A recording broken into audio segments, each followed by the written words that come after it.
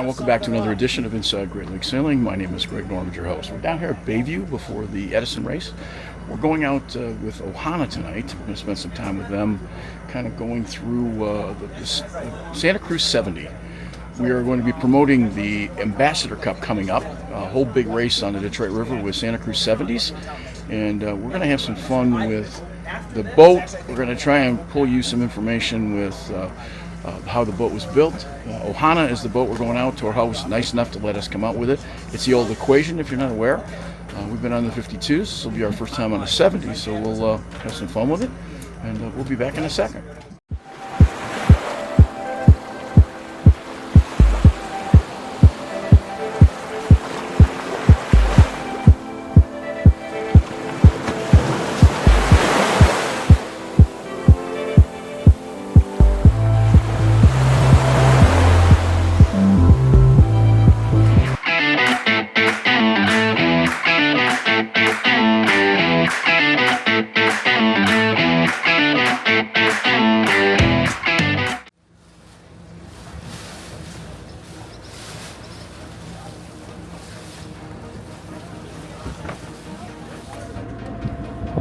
How clean was the bottom? It's fuzzy. Are you surprised that people clean their bottoms for even a DIY race? Does that surprise you at all? No, it's clean bottom, fast bottom. Thank you. Do that again.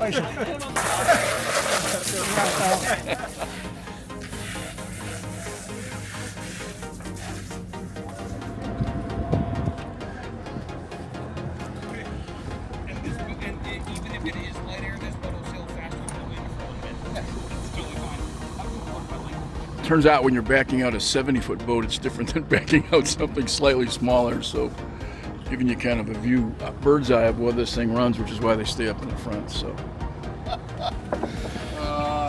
7-9. Hey Glenn, can you pull that sheet through his all piece out? Yep.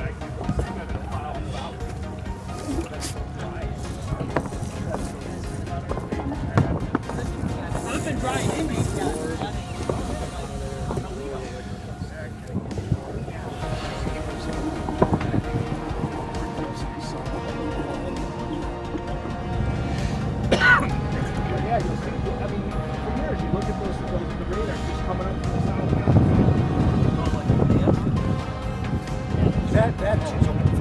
That twist the block. That's what he has. I think the other guy put it in. Right. Yeah, exactly. Yeah, you know what, guys? I worked that Brian. This guy.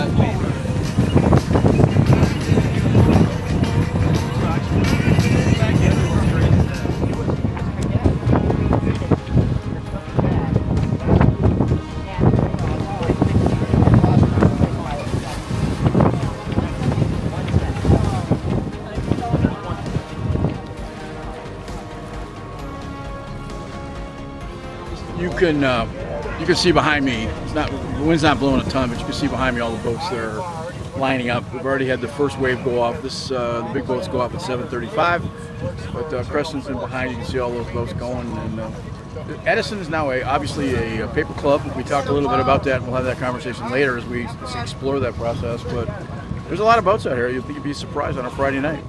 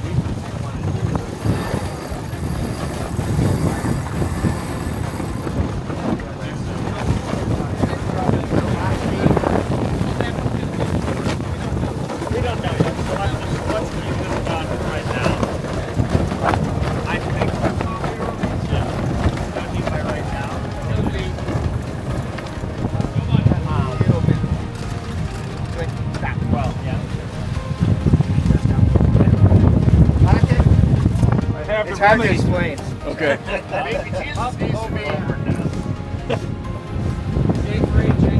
could have been a problem. It's all right. We got him. Everything will be fine. It's good This will be for an explanation later, but apparently I knocked over baby Jesus, and I'll have to give you some explanation for this a little bit later, but we'll come back to that. Like a Lego, though. Kind of does. But he was.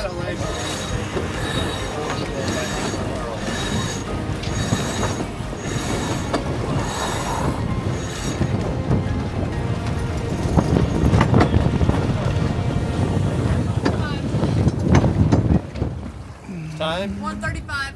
I got everything.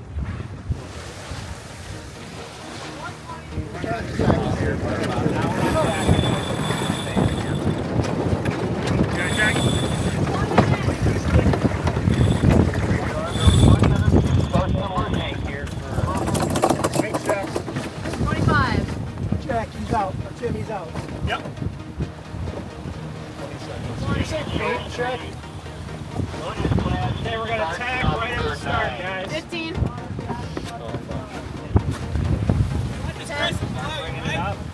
Back in 20 seconds. 5, 4, 3, 2, 1, start.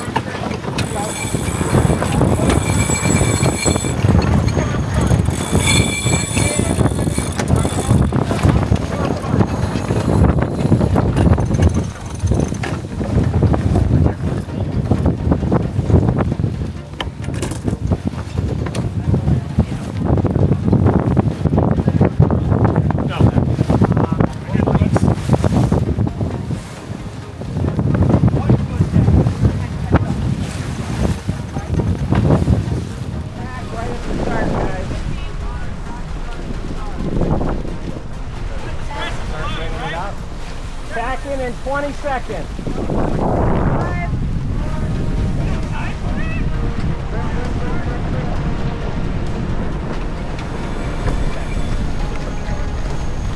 Back in.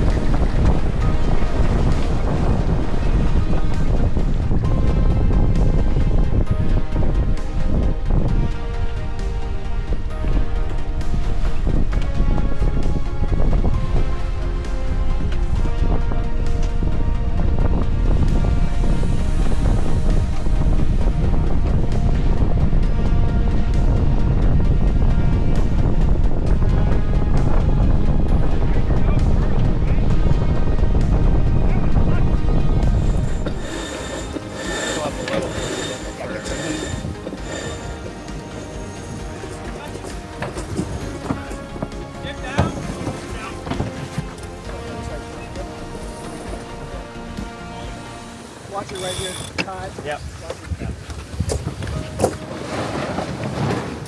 There we go. Give me a wrap. Got legs. Mike, can you give me a wrap?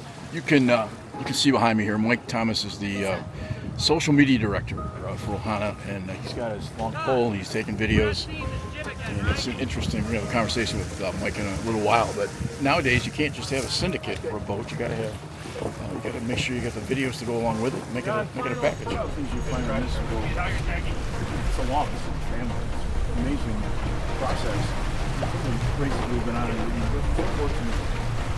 You know, crews get along. It's a really fun race. Share 5 o'clock. Don't want to get in the car.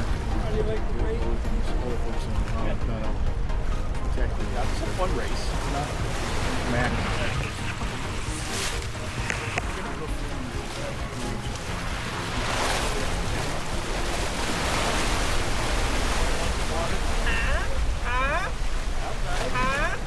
Nice. Oh, that's your new, Yeah, it's a little stiff, I'm not gonna lie.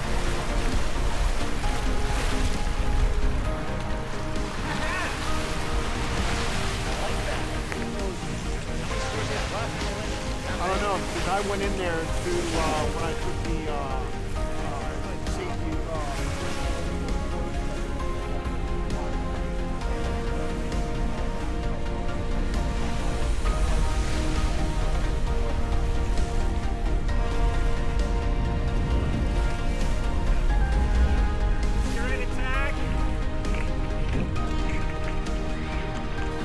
We are on the last leg of the Edison race, and the questions you ask yourself is that does the crew reflect its skipper. And one of the things you find on this boat is it's a long, it's like family. It's an amazing process. You know, some of the races we've been on, and we've been so fortunate to hang out with crews to get along. It's been such a really fun race.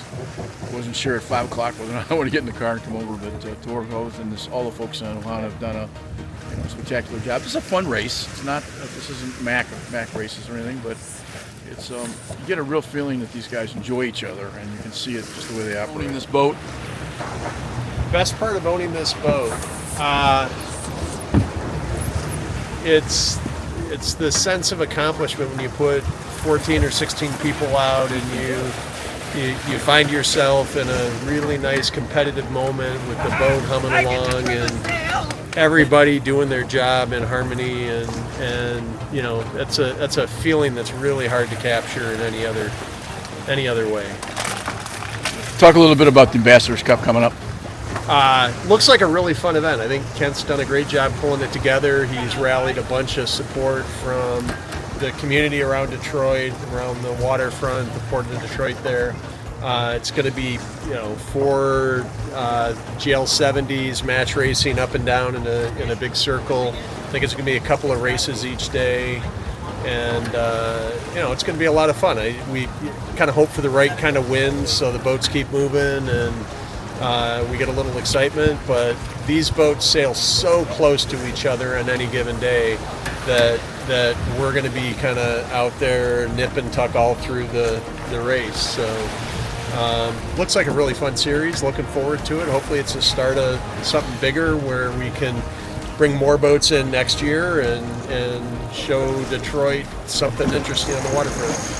The 70s had its own fleet. We had this conversation before, but it seems like there's a formulation coming that it's kind of getting back to the respect maybe that it didn't have for the last few years. It's getting that back a little bit. I think we're headed that way. There's rumors that the boats on the West Coast are noticing that we're putting together a series of races in July that put a bunch of big boats with each other, and we can put 3 or 4 events in a 4-week period, and I think the Great Lakes itself is getting more respect. Just it's really fun water. The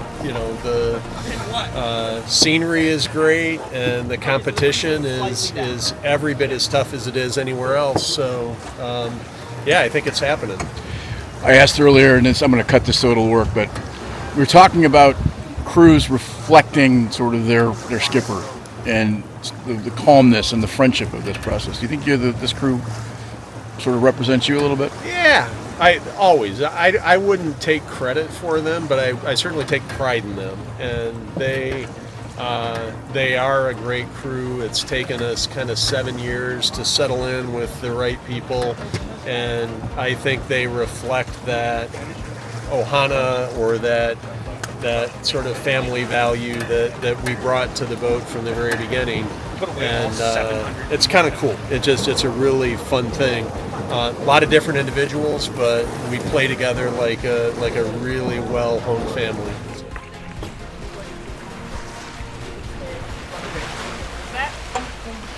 Do you want to turn on Netflix? Like index, and we'll be on the main panel.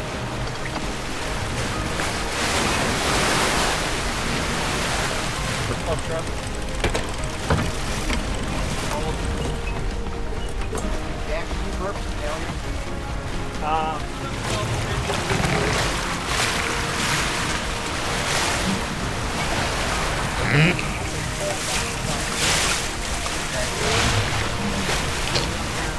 Dan, watch the hat. Hatch is open.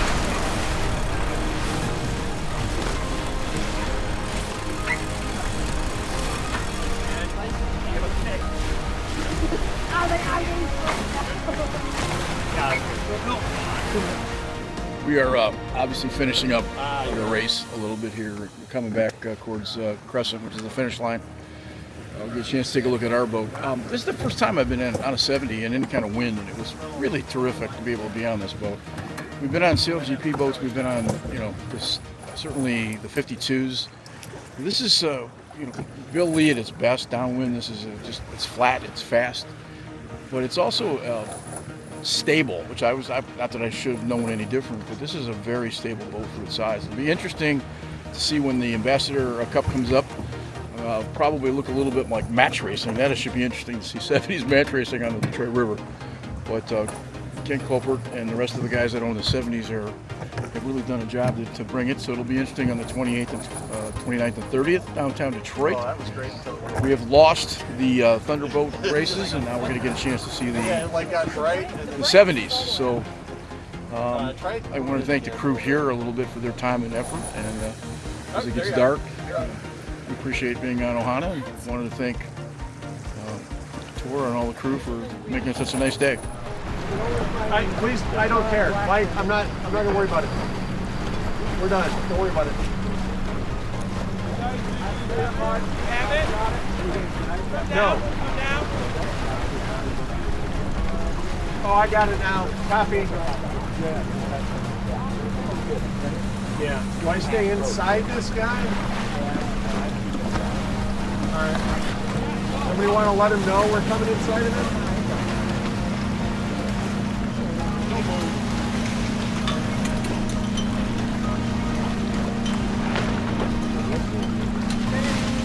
Stand by to jibe or whatever you're doing. Yep. Turn the boat real slow down.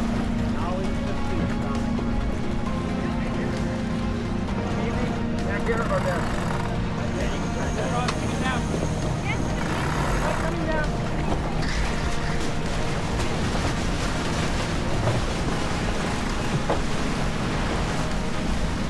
Jibe. There, do I take that runner off? Start the runner off? Send it.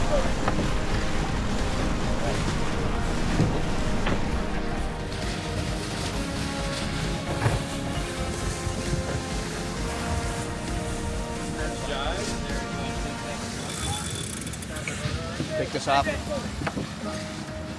Got it. That was a lot easier than I thought. Just completely unwrap it. Yep. Yeah, we're going to leave.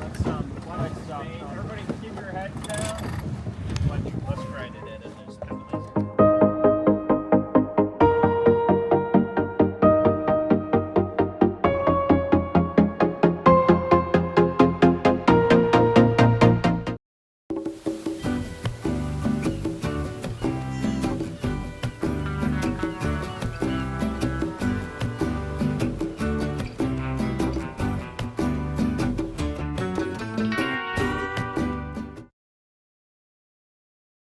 Military families often sacrifice precious time away from loved ones while serving our country.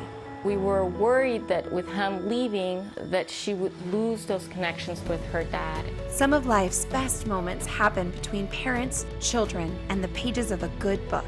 United Through Reading provides that connection. And now, United Through Reading is also available to veterans. Learn more about United Through Reading at unitedthroughreading.org.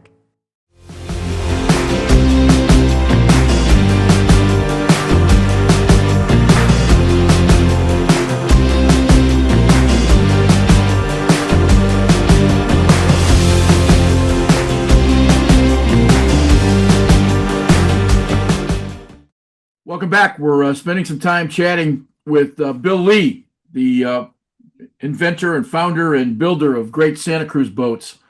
And it's an honor to talk to you, Mr. Lee.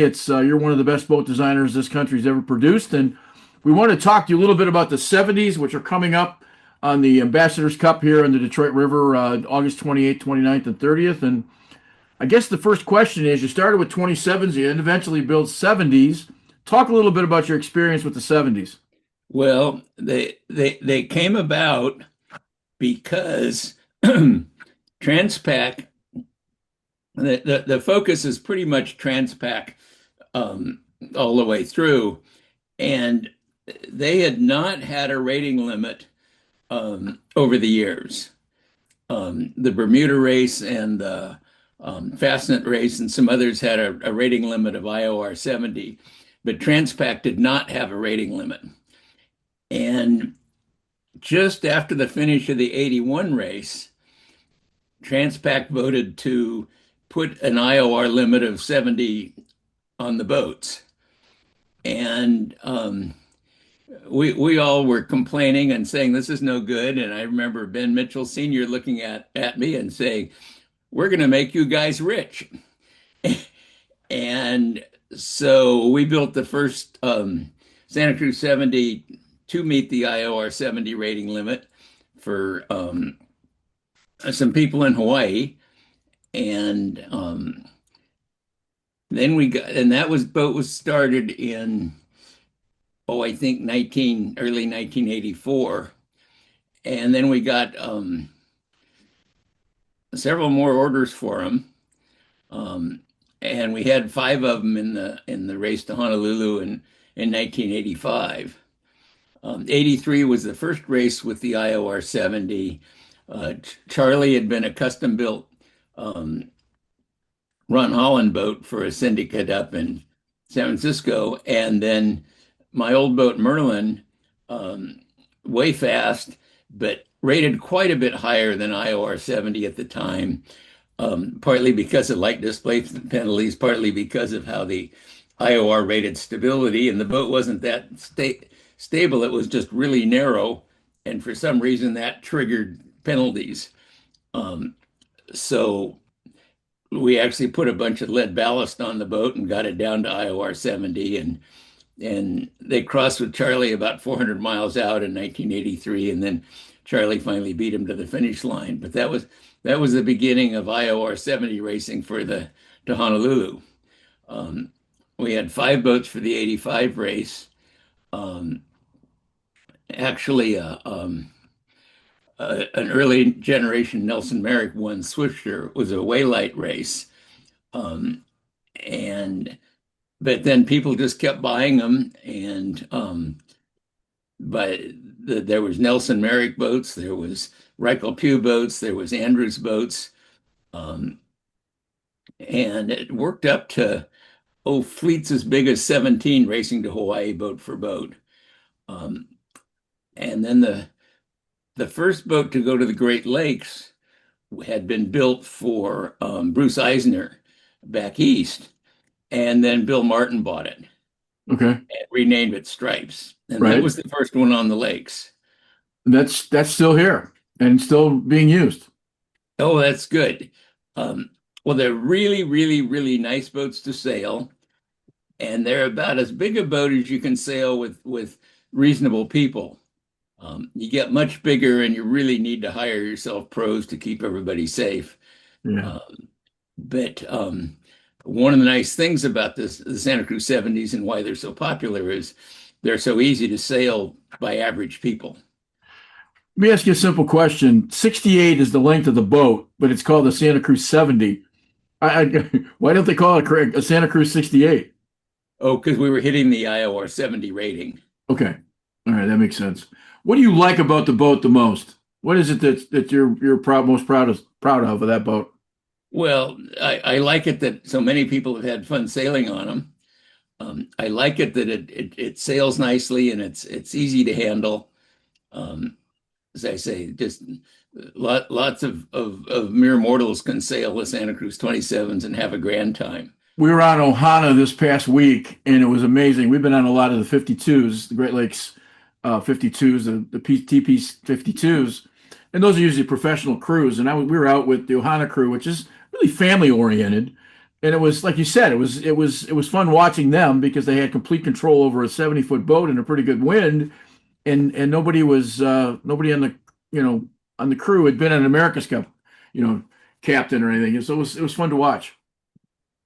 Yeah, the TP-52s, they take a lot more choreography to sail, the way the cockpits are set up, and it's really about the same size rig, but the way the rest of the boat is set up, they're trickier to sail. What did a new Santa Cruz 70 at the time? What did it sell for? Ballpark. I think the first ones it might have been a $299,000 range. I'm not sure. Okay. And one of the interesting things, the people would have their own ideas about masts, and they'd say, well, order a mast from so and so, and then we're kind of trying to get the pricing back and forth and get the price into the total project. And finally he said, okay, the boat doesn't come with a mast. You go to the mast maker, you order the mast you want, and they'll come put it in the boat, and you'll pay them directly. And that eased a bunch of stuff. And by the time we got to the last boats, the same thing applied to winches. We won't put any winches on. We'll put the winches on, but you go to the winch maker, you cut the deal, you order what you want, and then we'll bolt them on. But we're not going to price the boat with winches. We've been on about 6 or 7 of them. We've only sailed on a couple, but it's amazing the condition they're still in, and it's magnificent on how well those boats sail, but they also look good. They're taken care of by obviously crews at care, but they were so well built, and I think that's another hallmark of Santa Cruz boats in general. Well, of course, the Great Lakes, the boats stay much nicer, both because of the fresh water and because a lot of them are kept indoors in the winter. Yeah. But as far as the construction goes, long before the boat building business, Santa Cruz had a thriving surfboard business. And the surfboard fiberglass lamination, you can really see your work, and it's just got to be perfect. All the weave of the material has to line up and that kind of thing. So there were just a whole lot of good laminators around. And so it was pretty easy to bring them into the boats and bring that level of skill in, as opposed to the mentality of other boat shops where they come from the chopper gun swimming pool industry or something. Are you a surfer? I'm not, but Okay. lots of my friends are. No, I was curious. I was from Huntington Beach, so if you live in Santa Cruz or Huntington Beach, you probably had found your way to the beach at some point.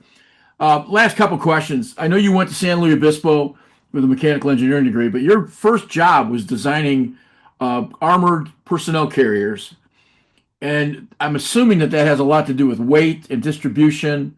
Did that help a lot of your early understanding of sailboats? Well, it was interesting. The armored personnel carriers, they would keep a running weight study of the design as it went along. And every week it'd publish a report, and it would not only have the all-up weight, but the radius of gyration of the vehicle. The distance of the weight from the center of gravity squared, and then they add it all up and get a radius of gyration.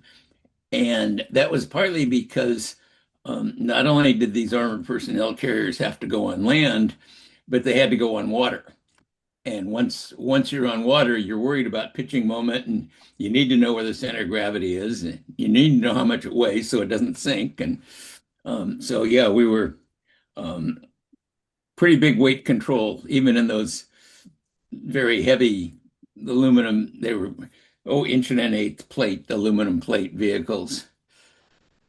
You have a large family of boats, 27s, 33s, 50, 52s, and 70s. Is there a favorite? I know you built more 27s than the rest of the fleets, but do you have a favorite in that group? Oh, by far it's Merlin, which Okay. was a one-off. Okay. And Merlin, spent some time on the lakes with Jerry Sullivan. He had a grand time with the boat. We got it back in 2015, threw away the canning keel, put a modern deep bulb on it, raced at Honolulu in 2017, 40th anniversary of our course record, got it back to Santa Cruz, and went sailing with Trevor Bayless one day, and the spreaders had worked kind of loose and the winches had rod knock, and we had gotten some pretty good sails from Jerry, but we'd kind of worn them down, and Trevor Bayless is sailing the boat, and he looks around and he says, you could do a really nice job on this boat for about 400 grand. Oops, wait a minute here. Let's rethink this. How about for sale sign? This is absolutely the last question. When you have a boat as legendary as Merlin was, and it's obviously gone through a variety of hands, is there, I don't know what the word would be. Is there angst? Is there jealousy? Are you proud when you lose something or at least sell something of that value and that kind of culture and history? You kind of follow it around from owner to owner? Well, and go on to putting Merlin up for sale in late 77. And I only got one inquiry, and it was this cryptic message that said, buy this boat. But there's a phone number. Okay, we'll call the phone number. Sure enough, Chip Merlin is on the other end. And he and Brian Malone came out, took a test sail. We cut a deal. He raced the boat around for a couple of years, took it down to Dennis Choate, said, do something about everything. And it is absolutely beautiful. So he did just a great job, and I'm really, really happy he did it. And we'll see it up at the Big Boat Series again this year. Well, a lot of your boats are going to be racing on the Detroit River come August 28th, 29th, and 30th, and I appreciate you spending some time with us. So some of those guys and some of the folks we wanted to know where it all started. And again, great design and such a legendary boat designer. I appreciate your time. Well, we had a good time with it over the years.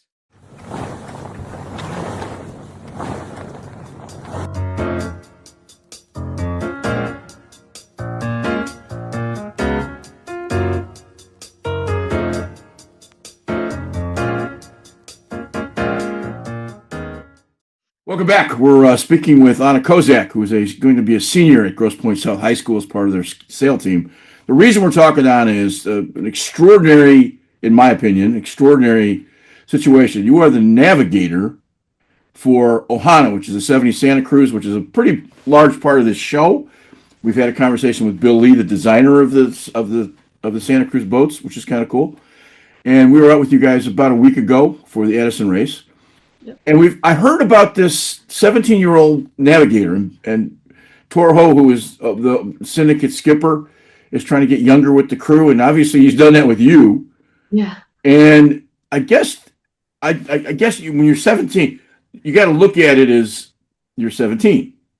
But then I watched you for 4 hours, and you're extraordinary on what you're doing. And I guess to start with is, how did you get the opportunity? And then we can get into the specifics. So I know Todd and the Rileys. I grew up sailing with Todd's younger sons. And so I kind of went through the Bayview Junior Sailing Program with them, got to know them. I sailed in high school with both of them. I sailed just a lot with them around. And Todd was, looking for a new navigator. He texted me. He was like, are you okay with computer programs? And I was like, yeah, not too bad with them. And so he kind of gave me that opportunity to train into it. And I kind of have worked alongside him a lot in Tor, just understanding the programs and kind of getting into that, mindset of navigation and understanding how that works. So that's, mostly Todd, but also Tor gave me the opportunity. He was very willing to, let me learn and give me all the things I needed. He was so great in just providing all those opportunities and resources for me. I want to ask this question once and get away from it, but in all that time frame, even with your parents, did anybody kind of say, are you sure at where you are at this point? There had to be a conversation somewhere, right? Yeah, my parents were a little bit, they were kind of just, my dad especially was very interested in the fact that this was like being allowed to happen. Nobody was hesitant necessarily, but they were very excited and just kind of in a little bit of disbelief that this was like an opportunity I was being given. And I was just going to take it and run with it and hope it worked out. I was like, I was coming home. I was like, this is, I've got this opportunity. And so they were so supportive, and I'm so grateful that they weren't like, big 70-footer, no, but no, they were great. Well, after asking that question, let me be really clear. 4 hours or so of being on the boat with you, I didn't really talk to you until the end of the race when you got a chance to come up, and we're headed back to Bayview. And from my perspective, you interacted like a regular crew member. Not that you shouldn't, but it was, and it wasn't extraordinary because of your age. It was extraordinary because of your talent. Thank you. That's a huge separation to be, obviously your high school coach, Christine Nolan, is, I'm sure, a great influence. I'm sure Bayview's junior program had a lot to do with that, and sailing with the friends that you sail with. And on the 70, it's kind of unique. You've got your own little sort of dugout all by yourself where you can't be seen. In the back of the boat, just in front of the wheel, is sort of a basement, for lack of a better term. Yeah, it almost is.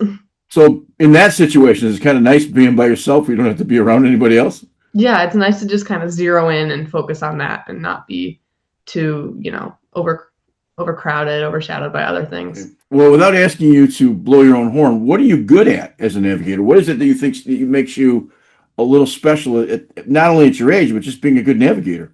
I think the ability to multitask is a huge part of navigation. Like, obviously, you're looking at charts, and when you're sailing on Lake St. Clair, you're looking at depth a lot. It's like, are we going to run aground? How much, water do we have right now?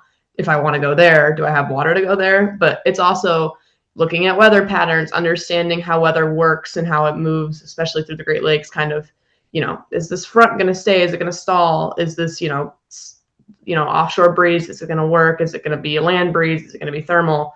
And so it's just kind of understanding and being able to multitask, through your different programs, looking at expedition, looking at predict wind, looking at weather, looking at gribs, loading gribs, kind of just charts, understanding, being able to feed all that information into like one, and funnel it all through into what I'm outputting to, the afterguard to Tor and Todd and Dan. I'm curious on the scientific side with the weather. Is that something that somebody helped you understand? And I say this because we have all these things on our phone, all of the various apps. Everybody's drawing from the same weather service in Waterford with a big bubble. Yet if you talk to people at races, they're like 12 different people got 12 different ideas. Where did the weather background come from? Just studying it? Yeah, kind of studying it. I worked a lot alongside Todd and Dan and Tor, especially Dan. Dan has a lot of very good, stations and kind of just understand. Eric, the old navigator, he had a lot of good like bookmark stations. So understanding, where you're wanting to pull your weather from is like kind of the first and the most important thing. Are you looking in the right places? Are you looking for the, Port Huron-Mackinac? Are you looking in Canada? But kind of just working alongside with the rest of the afterguard and them kind of getting me up to speed with what they're using. And then I'm also able to just kind of explore the internet and see what there is to, to pick from, because there's so many good options. NOAA has so many good programs, and like really, if you just deep dive into that website, it is insane how many things they have. And so it's cool to kind of see that, but definitely working through it with the rest of the afterguard.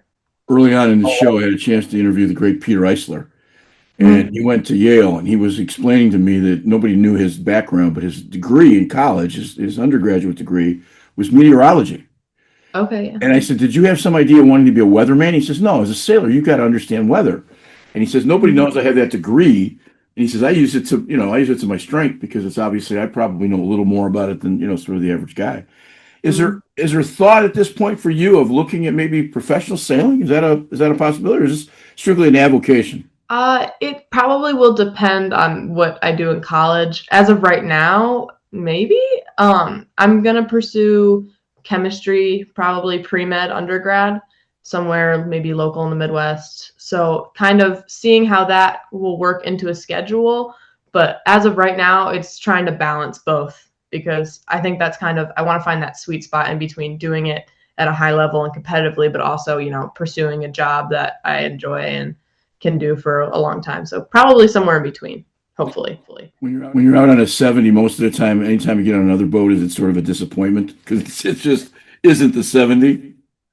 It depends. Sometimes I'm like, I want to go sail. Like I sail on a FAR 40 on weeknights, and I just want to go sail on that boat because it's fun. You feel the boat a little bit differently than you feel a 70, and it's a little bit more physical. I mean, for me, it's a little bit more physical on that FAR 40, and I'm just, it's different. So sometimes it's different. I want to go sail on a tiny boat or a dinghy, but also, nothing compares to sailing on a huge 70-footer. It doesn't feel that big when you're on it. So when you get on other boats, those boats feel like exponentially smaller. But it's not, I wouldn't say a disappointment, but it's just an adjustment.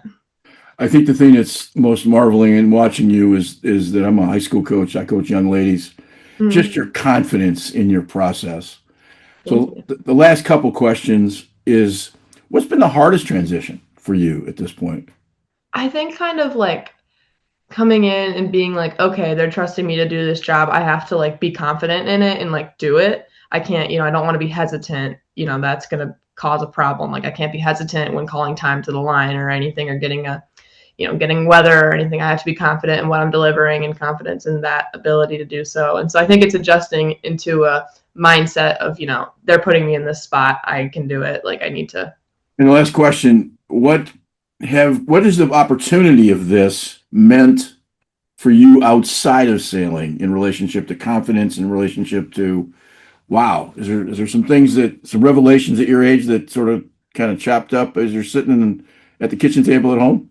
Yeah, it's definitely felt like very surreal, and it's definitely given me a little bit more confidence in everything I do, that, I'm being trusted by, a bunch of guys, a bunch of older men who are very experienced on a huge sailboat to do a job that, is not typical of someone my age and, with my experience. So it's really cool to have that trust and to like feel trusted like that. And so I think I'm kind of taking that confidence with me in other aspects of my life and trying to, radiate that through and be that, confident figure. Oh, as I told you on the boat, I said they're not looking at you as a 17-year-old high school senior. They're looking at you as a crew equal with ability, and you're being judged on your talent, which I think is all any of us want, right? I mean, I think that's pretty simple. Well, listen, I appreciate your time. Hopefully we'll see you at the Ambassador Cup coming up. Yeah. And, have a great senior year. Thank you so much. Have a great rest of your day, Greg.